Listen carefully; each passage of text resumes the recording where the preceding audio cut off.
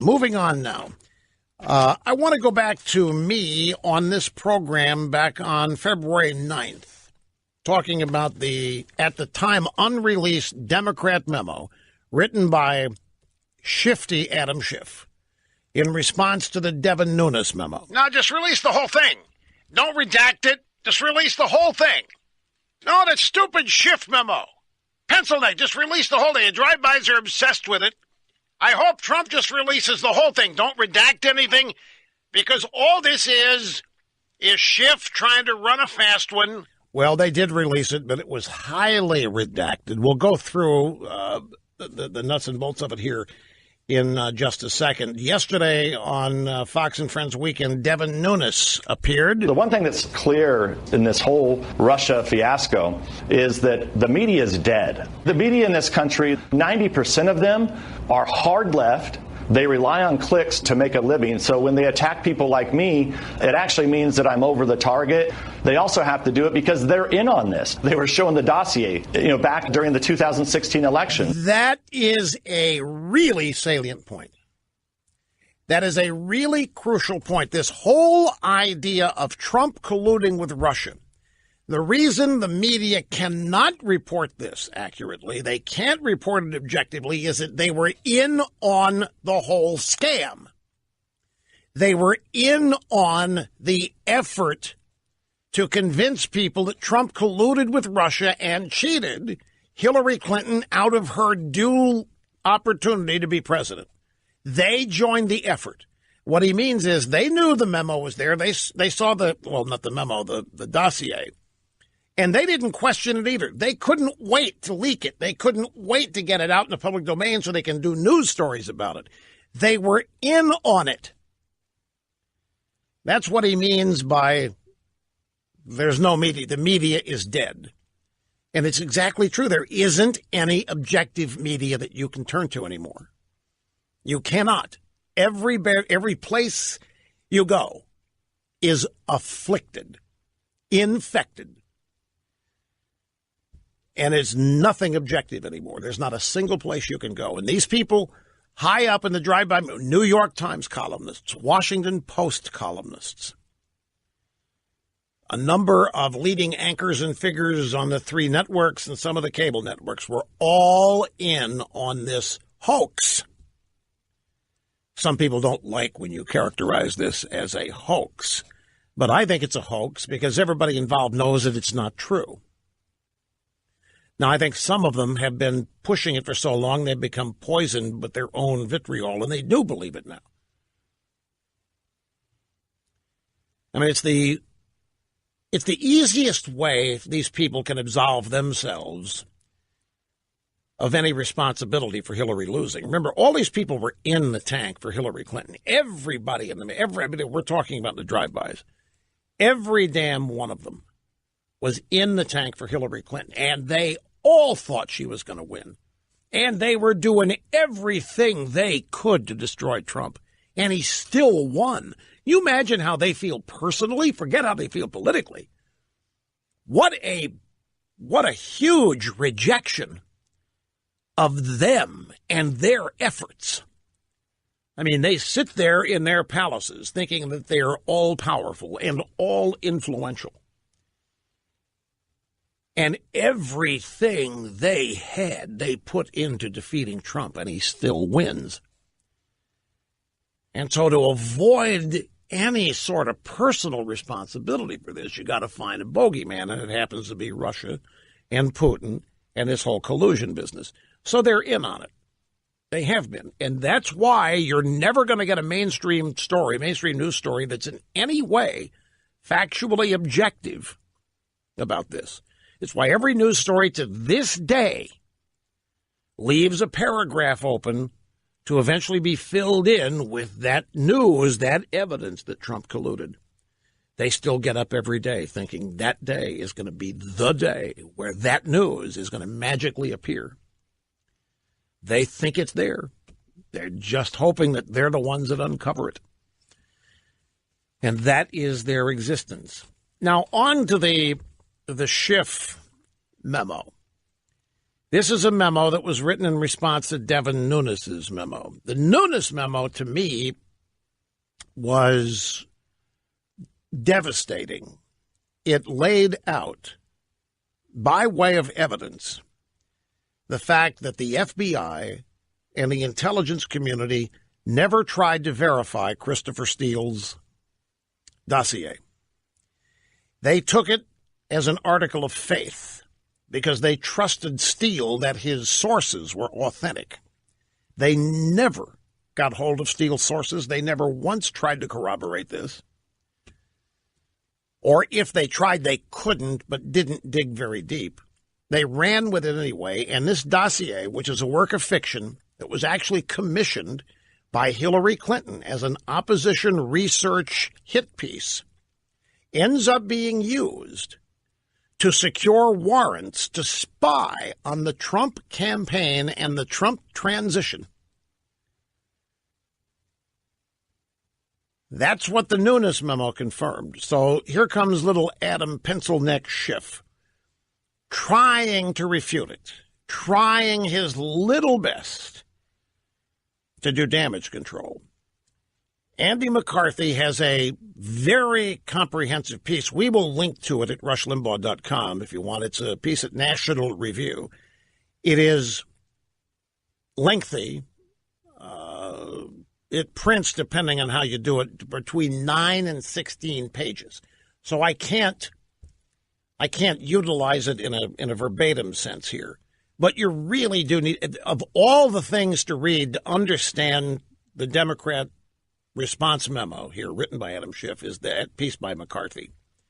There are some things we can go through bullet point wise, but I want to play some audio from McCarthy himself. He appeared today on Fox and Friends, and Brian Kilmeade was talking to him. He said, "You said that the Adam Schiff memo actually bolsters Devin Nunes and his review of this. In what way?" What was specifically alleged about Page was the meetings with the two top Russian operatives, which they only get from the Steele dossier. Without that allegation, you may have a lot of information about why Russia's bad and the bad things that Russia is trying to do, but you don't have anything that shows that Carter Page is an agent of a foreign power as that term is defined under FISA law. Now, one thing to keep in mind going forward here, the Steele dossier and the FISA warrant was all oriented around Carter Page, who was an ancillary Trump campaign employee for a while.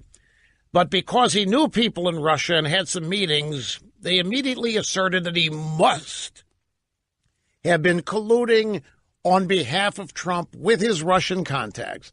But if you look at the Nunes memo pretty much ignores Page and says what the FBI was really interested in was this George Papadopoulos guy. This is such a crock.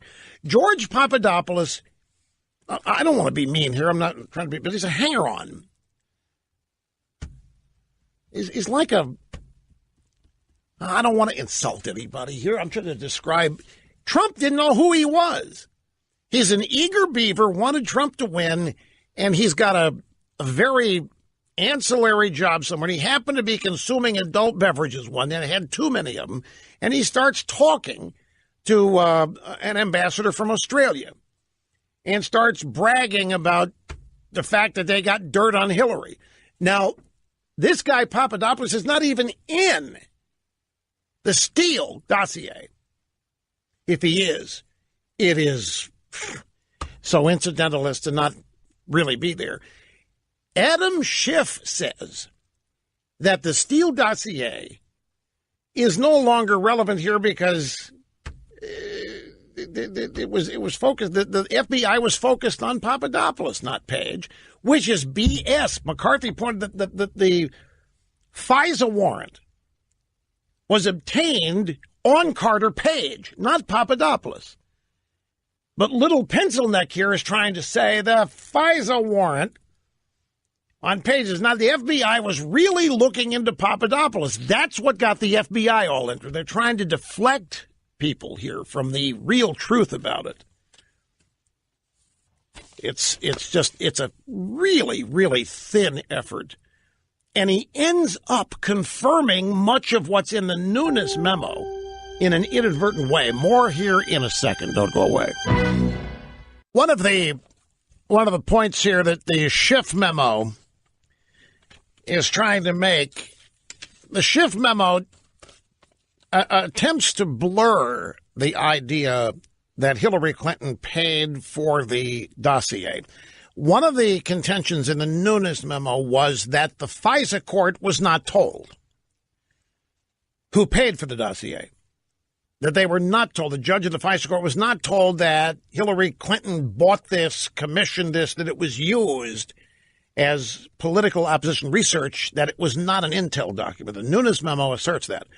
So Pencil Neck has to come along and somehow say, well, no, that's not true. The FISA court did know. And in the paragraph that Pencil Neck writes in his memo to try to obfuscate this, he inadvertently admits that Nunes is right because it's one of the most poorly constructed paragraphs. It uses identified American citizen number 1, political candidate number 2, and he tries to construct a scenario in which it was obvious that the FBI told the court, the FISA court, who had financed the memo.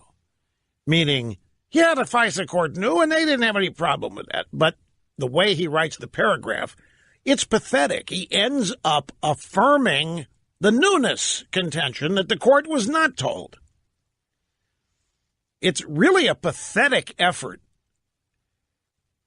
to rewrite what really happened and to obfuscate the issue. And Andy McCarthy caught it and pointed it out, and that's why he says that the Pencil Neck memo actually bolsters the Nunes memo in this and many other ways. So one more bite I want to share with you, plus your phone calls. We'll be right back.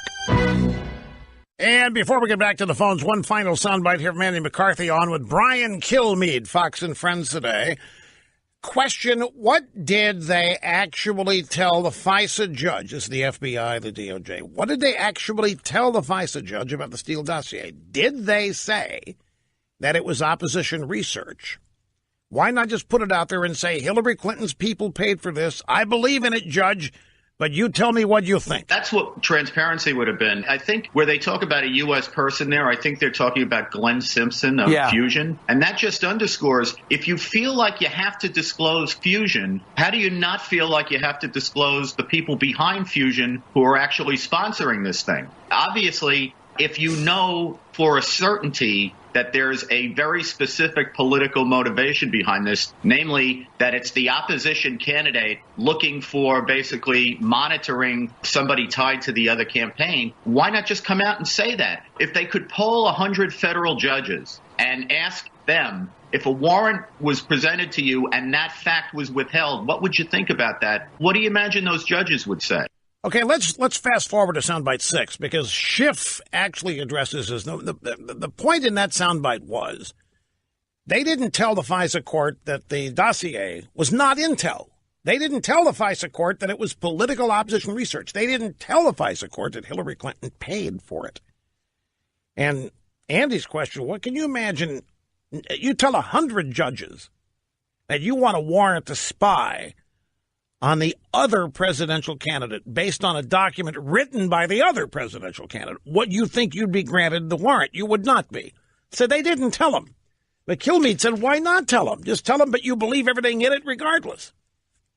I mean, if the FBI is presenting the dossier as something they believe, then why not tell the judge that it came from Hillary Clinton? But never mind that, Judge. We believe what's in this.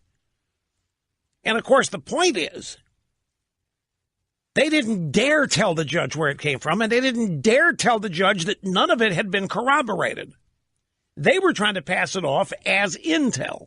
Okay, so now it's Schiff's turn, and he's got the most convoluted, baseless, hilarious, and pathetic attempt at justifying this that you could possibly hear. It happened yesterday morning. Jake Tapper says to Pencil Neck, Wouldn't it have been easier if the investigators had disclosed everything about that dossier to get the FISA warrant?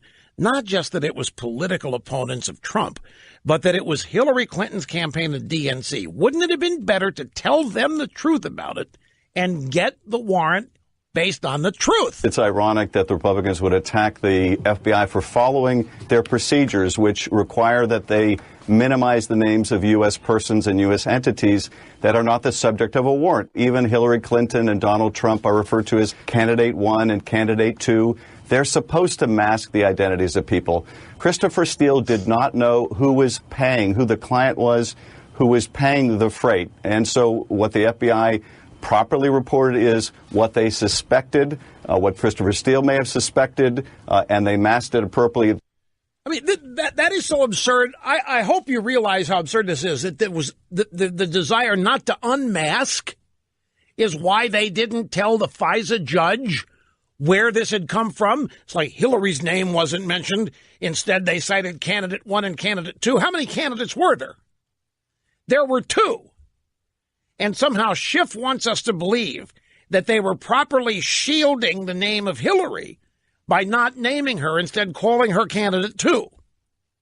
As though the judge wouldn't be smart enough to realize that it was Hillary Clinton. And they were just following policy, Jake.